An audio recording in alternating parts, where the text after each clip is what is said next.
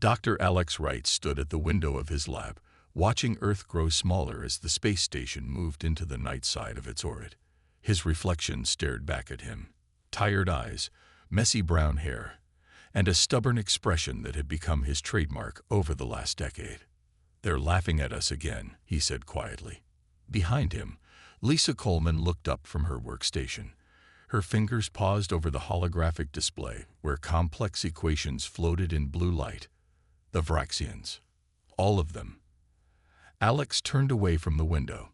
"The Galactic Council meeting today. Ambassador Miller said they barely let him finish his presentation before the Zeth delegate made a joke about humans and their charming dimensional fantasies." Lisa pushed a strand of blonde hair behind her ear and sighed. 50 years since we discovered FTL travel, and they still treat us like children who've wandered into the adults' conversation." The lab door slid open with a soft hiss. Major Frank Davis walked in, his uniform crisp despite the late hour. His dark skin contrasted with the white walls of the laboratory. "Please tell me you have good news, Doctor," he said, placing a data pad on the central table. "The Joint Chiefs are getting pressure from the President. The Vraxian ambassador implied this morning that our technological limitations make us unfit for the territory we're claiming." Alex smiled for the first time that day. "Actually, Major, your timing is perfect. Lisa, show him." Lisa's fingers danced across the holographic controls. A small chamber in the center of the lab hummed to life. Inside, a sphere of metal the size of a baseball floated, surrounded by a complicated array of sensors and energy emitters. "What am I looking at?" Frank asked, crossing his arms. "Conventional physics says we exist in 4 dimensions, 3 spatial dimensions plus time," Alex explained. "Most advanced races in the galaxy have mastered manipulation of the 5th and 6th dimensions, which is how their FTL drives and artificial gravity work." "I know this part," Frank said. "And they claim the 7th dimension is theoretical at best, dangerous at worst." Lisa nodded. "That's what they want everyone to believe. But we found something they missed." She pressed another control. The floating sphere began to glow with a soft purple light that seemed to bend around it rather than emanate from it. "This is a 7th-dimensional energy tap," Alex said quietly. "The first working prototype." Frank stepped closer, his skepticism evident. "And what exactly does it do?" "Watch." Alex nodded to Lisa, who entered a command sequence. The sphere suddenly vanished. Frank jumped back, but Alex held up a reassuring hand. "It's still there. The sensors confirm it." The readings on Lisa's display showed the object still present in the chamber, despite being invisible to the naked eye. "It's partially phased into the 7th dimension," Lisa explained. "Not just touching it like their technology does, but actually existing in both states simultaneously." Frank's eyes widened as the sphere reappeared, now glowing more intensely. "This is just the beginning," Alex said. "We've run simulations for a ship-sized version. The energy requirements are massive, but the theoretical capabilities..." He trailed off, smiling. "What capabilities?" Frank asked. "Perception across probability lines. Perfect defensive anticipation. Weapons that strike from dimensional angles no shield can block." Alex placed his hand on the chamber. "We've been laughing stocks in the galactic community since we arrived. The cosmic children who barely understand the technology they're using." The purple glow reflected in his determined eyes. "But they won't be laughing much longer." The orbital shipyard bustled with activity as workers in spacesuits moved around the curved hull of the experimental vessel. Unlike the sleek silver designs of standard Earth ships, the horizon featured strange geometric patterns across its surface that seemed to shift when viewed from different angles. Captain Olivia Martinez floated in zero gravity outside the main airlock, her dark hair tied back tightly under her helmet. She watched as another section of the special hull plating was carefully positioned by the construction crew. "Impressive, isn't it?" Dr. Wright's voice came through her helmet comm. "It's certainly different," Olivia replied. "Let's hope it works as well as your models predict." 6 months had passed since the successful lab test. The military had moved with surprising speed, allocating massive resources to Project Horizon, once the Joint Chiefs understood its potential. "Captain," called a voice from inside the ship, "we need you to verify the bridge configuration." Olivia pushed herself through the airlock. Inside, Lisa Coleman was calibrating the main control systems. The bridge looked nothing like a conventional starship. Instead of standard controls, 7 floating orbs surrounded the captain's position, each glowing with a different color. "How am I supposed to pilot using these?" Olivia asked, gesturing at the orbs. "You don't pilot it," Lisa explained. "You think, and it responds. The neural interface reads your intentions and translates them into 7th-dimensional adjustments." "That sounds dangerous." "It is," Lisa admitted. "That's why we need someone with your specific mental discipline." A flashing red light interrupted them. Major Davis appeared on the main communication screen, his expression grim. "We have a situation. A Vraxian diplomatic vessel just arrived in orbit.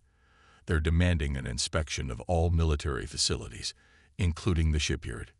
"They can't do that," Olivia protested. "According to Galactic Treaty, they can if they suspect dangerous technology development." Davis paused. "They specifically mentioned dimensional anomalies in their request." Dr. Wright frowned. "They know something. We need to accelerate the testing schedule." 2 days later, the Horizon departed the shipyard under a cloak of secrecy, traveling to the dark side of Jupiter for its first real test.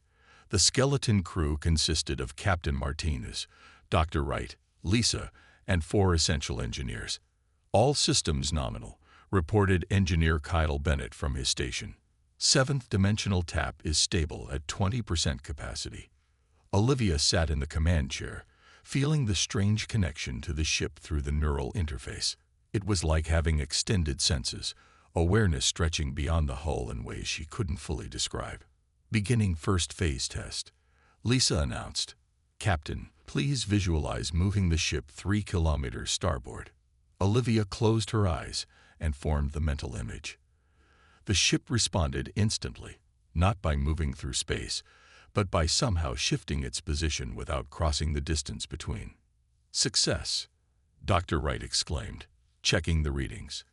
"Perfect translocation without conventional propulsion." The celebration was short-lived. One of the monitoring screens suddenly filled with static.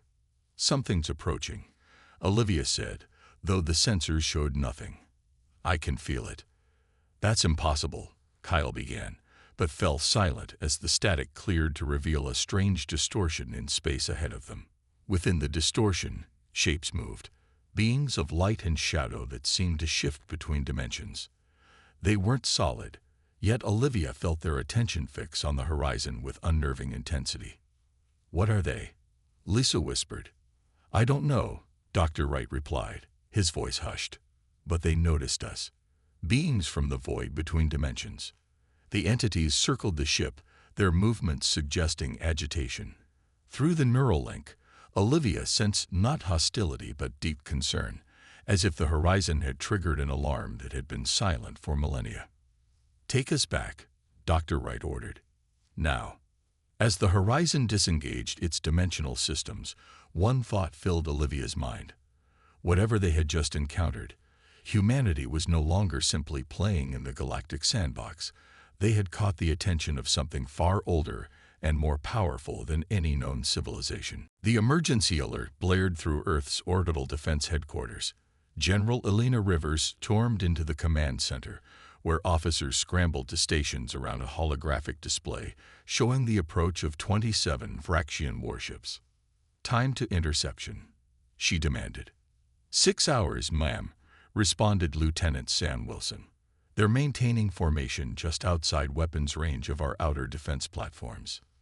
Major Davis entered, his face grim. "They've issued formal accusations of prohibited weapons development. They claim our dimensional experiments violate Galactic Treaty Section 12. "That's ridiculous," General Rivers replied. "We signed no treaties restricting dimensional research." They say it falls under technologies that destabilize interstellar peace. Their ambassador is already meeting with the president. On the main view screen, the president's press conference appeared. Behind him stood the Vraxian ambassador, an imposing figure with pale blue skin and eyes that seemed to look in multiple directions at once. In the interest of galactic harmony, the president was saying, "We have agreed to a full inspection of our research facilities. We have nothing to hide." Major Davis muted the feed. That's the public statement. Privately, he's ordered Project Horizon suspended and all research data secured for deletion if necessary. At the lunar military base, Dr. Wright slammed his fist on the conference table. They're terrified. The Horizon works, and they know it. We can't back down now. Captain Martinez sat silently, her eyes closed. The neural link with the ship, even in its dormant state, had changed something in her. She could feel the approaching threat more clearly than any sensor. "The Vraxians aren't here for inspections," she said suddenly. "This is a preemptive strike. They'll destroy our facility and claim it was necessary to prevent catastrophe." Lisa pulled up the latest sensor data on her tablet. She's right. Their weapon systems are hot, and they've deployed fighter craft. This isn't a diplomatic mission. Major Davis's secure communicator beeped. After a brief conversation, he looked up with stark determination. "General Rivers agrees with your assessment. The president is being missiled." "What are your orders?" Dr. Wright asked. "Deploy the Horizon. Now." Within 30 minutes, the experimental vessel powered up, its systems humming with potential as the skeleton crew took their positions. "Seventh dimensional tap at 40% and stable," Lisa reported. "That's twice what we tested," Olivia cautioned from the captain's chair. "We need the extra power," Dr. Wright replied.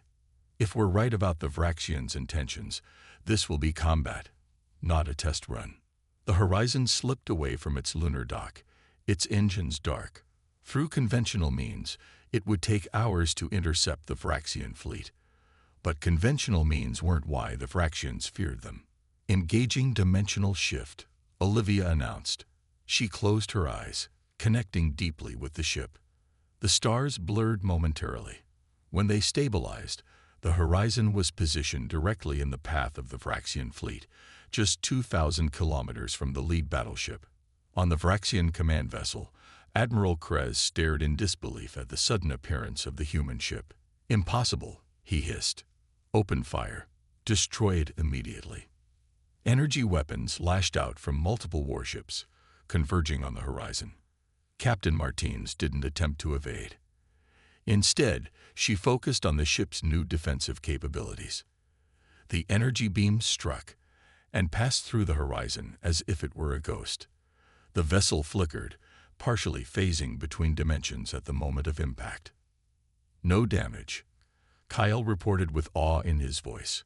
"Not even shield drain." Olivia opened her eyes. "Send the message." Dr. Wright activated the communication system. "Vraxian fleet, this is the Earth vessel Horizon. We have demonstrated a fraction of our capabilities. Return to your territory immediately, or we will respond with appropriate force." A tense minute passed. Then, unexpectedly, the Vraxian flagship transmitted a message, not to the Horizon, but on a frequency they thought humans couldn't detect. "The humans have breached the seal," came the panicked voice of Admiral Krez. "Alert the Council of Elders. The Seventh has been awakened." The Vraxian fleet abruptly changed course, jumping to FTL speeds in retreat. On the Horizon's bridge, Dr. Wright and Captain Martinez exchanged confused looks. "What just happened?" Lisa asked. "I don't know," Dr. Wright replied. "But I think we just discovered something much bigger than a new weapon." The interrogation room was silent except for the soft hum of the air purifiers. The captured Vraxian officer sat across from Major Davis, his four-fingered hands bound to the table. His blue skin had paled during the 3 days of captivity. "Let's try again," Davis said calmly. "Why did your fleet retreat after a single demonstration of our ship's capabilities?" The Vraxian, who had identified himself as Commander Zrel, looked up with all three of his eyes. You truly don't understand what you've done, do you? Dr. Wright watched from behind the one-way glass, with Lisa and Captain Martinez beside him. I think he's ready to talk, Lisa whispered. Inside the room, Zrel leaned forward. For 20,000 years, the galactic community has maintained the Great Prohibition. No civilization may explore beyond the sixth dimension. Why? Davis asked. Because the elders decreed it so. Zrel's voice trembled. The seventh dimension is not just another layer of reality. It's a bridge to awareness. Awareness across all possible timelines, all potential realities. On the other side of the glass, Dr. Wright's eyes widened. That explains the readings we couldn't account for. In the detention center's conference room, an hour later, high-ranking Earth officials gathered to hear Zrel's complete testimony. The Vraxian seemed almost relieved to finally speak the truth. The elders control the galaxy from the shadows, he explained. 18 ancient species who achieved seventh-dimensional technology millennia ago. They established the Prohibition after the Collapse Wars nearly destroyed all sentient life. Ambassador Nathan Miller, newly returned from the failed Galactic Council summit, shook his head in disbelief.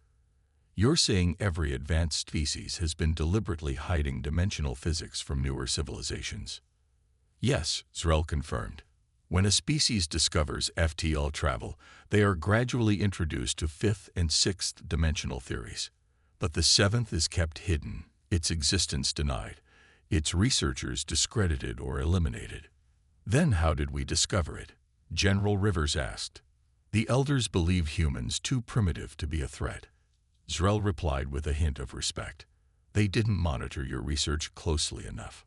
Back in the Horizons laboratory section, Lisa worked frantically at her console while Dr. Wright reviewed Zrel's scientific claims. Alex, she called suddenly. Look at this. The display showed the Horizon's sensor logs from its brief encounter with the Vraxian fleet. But Lisa had filtered the data differently, revealing strange temporal echoes around the ship. The seventh-dimensional tap doesn't just affect space, she said. It's affecting our perception of time. The ship was sensing multiple potential futures simultaneously. That's how Olivia knew the Vraxians planned to attack, Dr. Wright realized. The ship was perceiving across timelines. Captain Martinez joined them, touching her temple where the neural interface had left a small silver mark. I saw fragments, ships exploding, Earth under attack, but also peace, advancement, like multiple channels playing at once. Their discussion was interrupted when Major Davis burst in, his expression dark. We have a traitor, he announced. Someone transmitted our test data to an unknown location before the Vraxian arrival. He placed a data pad on the table showing security logs. Secretary Ward received messages from a blocked source right before ordering the president to shut down our project. The elders have human agents, Dr. Wright concluded. Or humans who believe they're protecting Earth from dangerous technology, Lisa suggested. Olivia stood abruptly. We need to move. Now. What do you mean? Davis asked. I just felt something. She struggled to explain. The Horizon is detecting a threat. Something's coming, something bigger than the Vraxian fleet. Dr. Wright checked the orbital sensors. Nothing's showing up. It wouldn't, Olivia insisted. Not yet. But it will. We need to take the Horizon beyond the solar system. That's against orders, Davis reminded her. Olivia's eyes reflected a certainty beyond normal human perception. Major in every possible timeline where we stay, Earth faces destruction. The choice is simple. Dr. Wright looked at the others, then back to the captain. Where do we go? To the edge, Olivia replied, where the Void Dwellers appeared. They've been trying to warn us all along. The emergency broadcast cut through all Earth communications channels simultaneously. Ambassador Nathan Miller stood before the United Nations Security Council, his usual diplomatic composure replaced by urgent determination. The coalition fleet has entered the Oort cloud, he announced. Our deep space monitors confirm over 300 warships from 17 different civilizations. Screens around the chamber showed grainy images of the approaching armada, Sleek Fraxian cruisers, massive Zeth dreadnoughts, and dozens of other alien designs, many from species that had previously claimed neutrality toward Earth. They're demanding we surrender all dimensional research and hand over the Horizon prototype, Miller continued. They've given us 48 hours to comply. General Rivers rose from her seat. Earth Defense Force has mobilized everything we have, but realistically, we're outmatched 10 to 1 in ships and technology. Meanwhile, at the edge of the solar system, the Horizon drifted silently near Neptune's orbit. Inside, the crew had spent 3 weeks pushing the ship's capabilities far beyond their original designs. Neural interface integration at 87%, Lisa reported, adjusting settings on Captain Martinez's chair. Olivia sat with her eyes closed, silver filaments extending from the chair to connect with the implants at her temples. "How does it feel?" Dr. Wright asked quietly. "Overwhelming," Olivia answered without opening her eyes. "I can see branches, possibilities. The Coalition fleet splits into 3 attack groups. In most timelines, they target Earth's moon bases first." Kyle worked at his station, installing newly fabricated components. "The dimensional stabilizers are online. We can now maintain 7-dimensional perception without spatial distortion." Major Davis entered the bridge, reviewing updated intelligence on his tablet. Earth is preparing for evacuation of key personnel to underground facilities. The President is considering surrender to buy time. "That won't work," Olivia said suddenly. "I can see it. They'll accept our surrender, then eliminate all evidence of our research anyway, including us. We need to get back," Dr. Wright decided. "Show Earth what the Horizon can really do." 12 hours later, Earth's defensive fleet formed a protective barrier around the planet. 87 ships arranged in formation, their weapons primed but drastically outmatched by the approaching Coalition forces. Admiral Peter Garrett commanded from the flagship Intrepid. "All ships maintain position. Do not fire unless fired upon." The first wave of Coalition vessels dropped out of FTL on the edge of the defensive perimeter. A Zeth command ship broadcast on all frequencies. "People of Earth, surrender your prohibited technology and dismantle your dimensional research facilities. Resistance will result in your planet's quarantine for the next 1,000 years." Before Admiral Garrett could respond, sensors detected unusual energy readings near Mars. "Something's coming through," called his sensor officer. The Horizon appeared suddenly, not from conventional space, but seemingly from between the fabric of reality itself. The experimental vessel now looked different, its hull covered in intricate patterns that shifted and moved like living circuitry. "This is Captain Olivia Martins of the Earth vessel Horizon." Her voice came through all communication channels. "Coalition forces, withdraw immediately." The Zeth commander responded with derision. "One experimental ship cannot stand against our combined fleet. Surrender now or be destroyed." 3 Coalition cruisers broke formation, moving to surround the Horizon. They fired simultaneously, energy weapons converging on the small Earth ship. The Horizon didn't attempt to evade. Instead, it seemed to blur, existing in multiple positions at once. The weapons fire passed through empty space. In the next moment, the Horizon appeared directly above the Zeth command ship, not using conventional movement, but simply existing in the new location instantly. "That was your only warning," Olivia transmitted. The Coalition ships regrouped, hundreds of vessels moving into attack formation. From Earth, Admiral Garrett watched in dismay. "They're going to be annihilated," he muttered. But on the Horizon's bridge, Olivia Martinez opened her eyes, which now shimmered with an unearthly purple light. "Now," she said calmly, "we show them why they're right to be afraid." The Coalition fleet surrounded Earth with overwhelming force. Nearly 400 ships arranged in 3-dimensional battle formations that had conquered dozens of worlds before. Their weapons charged simultaneously, targeting both the Horizon and Earth's meager defenses. "Impact in 30 seconds, Kyle reported, his voice steady despite the odds. On the Horizon's bridge, Captain Martinez remained unnaturally calm. Through the neural interface, she perceived not just the ships surrounding them, but the web of probability extending from this moment, countless timelines branching outward, most ending in destruction. "Dr. Wright," she said quietly, "it's time to engage the gravity manipulation protocol." Dr. Wright hesitated. "We've never tested it at full scale. The simulations suggest." "I can see what will happen," Olivia interrupted. "Trust me." Lisa entered the final sequence and nodded to Dr. Wright. Dimensional tap now at 100% capacity. The horizon began to pulse with energy that defied conventional sensors. To the human eye, it appeared as if the ship was simultaneously solid and transparent, existing in multiple states at once. "All power to the dimensional core," Olivia commanded.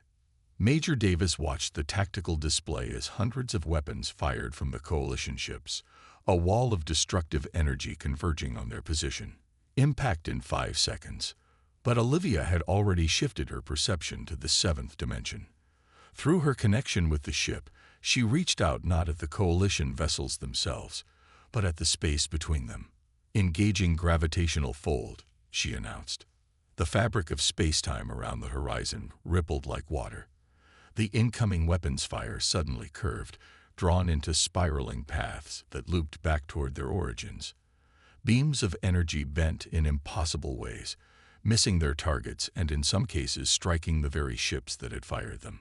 On the coalition flagship, Supreme Commander Vrex of the Zeth hierarchy watched in disbelief. "Impossible. They're manipulating gravity itself." "Not just gravity," his science officer replied, voice trembling. "They're bending the dimensional barriers. Our sensors show ripples extending through all 7 dimensions." Captain Martinez opened her eyes, which now glowed with the same purple energy emanating from the ship's core. "Phase 2, she ordered.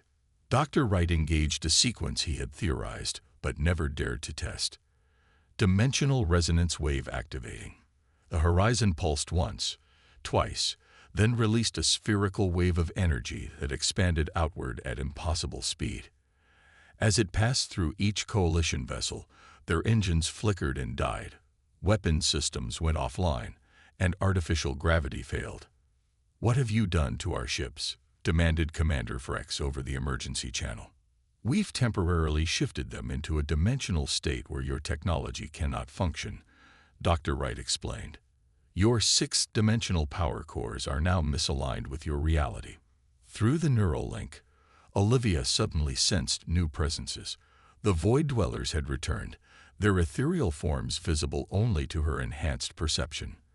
They circled the battle scene, observing with what she now recognized as concern rather than hostility. "They're not our enemies," she said softly. "They're guardians.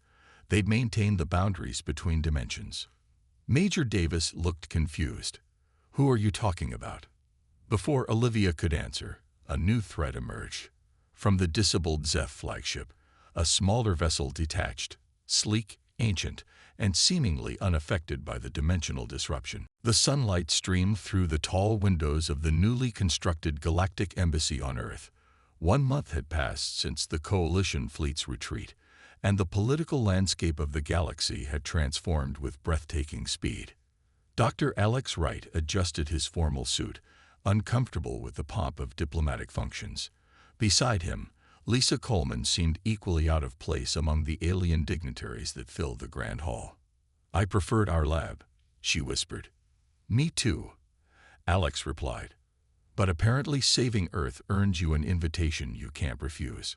The crowd parted as Captain Olivia Martinez entered. Though she wore her dress uniform, everyone noticed the difference in her appearance. The silver neural implants at her temples had left permanent markings, and her eyes occasionally flickered with purple energy when she focused too intensely. Ambassador Miller greeted her with genuine warmth. "The woman of the hour, the delegation from Century Prime, specifically requested to meet you."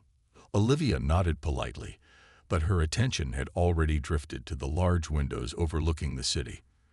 For a moment, she seemed to be looking at something no one else could see. "They're still watching," she said quietly. Alex followed her gaze. "The Void Dwellers." "Yes, They're curious about what we'll do next. Major Davis approached, now wearing the insignia of a full colonel. The Security Council has finished reviewing your recommendations. They've agreed to the limited sharing protocol. The protocol had been Olivia's idea, to release fifth and sixth dimensional technology freely to all Earth nations, while carefully restricting seventh dimensional research to prevent misuse. More controversially, they would share certain aspects of their discoveries with other galactic civilizations, but maintain key secrets of the Horizon's design. The Vraxians have signed the new treaty, Davis continued. The Zeth are still hesitating, but without coalition support, they'll come around. At the center of the hall, Earth's president called for attention. The assembled diplomats from 23 worlds quieted. Today marks a new chapter in galactic history, he announced. The formation of the Dimensional Accord, with Earth as a founding member. Applause filled the room, though Alex noticed several alien representatives remained stiff and formal. Old prejudices wouldn't disappear overnight. Later that evening, the core team gathered in the secure laboratory beneath the embassy. The Horizon floated in the orbital dock above them, visible on the main screen as technicians completed repairs to its dimensional systems. The second prototype begins construction next week, Lisa reported. With the improvements we've designed, it should be even more stable across dimensional transitions. Kyle handed out data tablets showing the latest simulations. We've identified 14 additional dimensional frequencies the Void Dwellers respond to. I think they're trying to communicate. They are, Olivia confirmed, but not with words or concepts we easily understand. They perceive reality as a pattern across all possible timelines simultaneously. Dr. Wright studied the complex equations on his screen. The question remains, what happened to the elder vessel we encountered? Did we destroy it or simply displace it? Neither, Olivia said with unsettling certainty. We sent it somewhere, and eventually, they'll find their way back. Colonel Davis frowned. Then we need to be ready.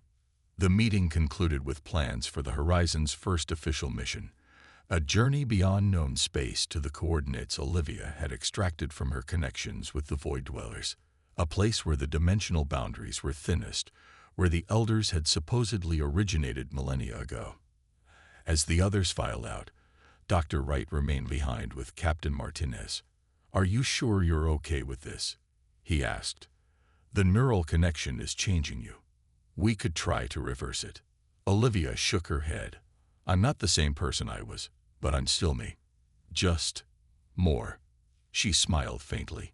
Besides, someone needs to show them what humanity can really do. From the observation deck, they watched the sunset over Earth. In orbit above, barely visible in the fading light, diplomatic vessels from a dozen worlds maintained station. Former enemies, now cautious allies. Remember when they used to laugh at us? Alex said. The cosmic children, too primitive to understand real science. They're not laughing anymore, Olivia replied. Far beyond the solar system, on worlds that had once dismissed humanity, scientists now pored over Earth's theories with newfound respect. In prestigious academic institutions across the galaxy, textbooks were being rewritten, and lectures that had once mocked human dimensional theories now cited them as revolutionary breakthroughs.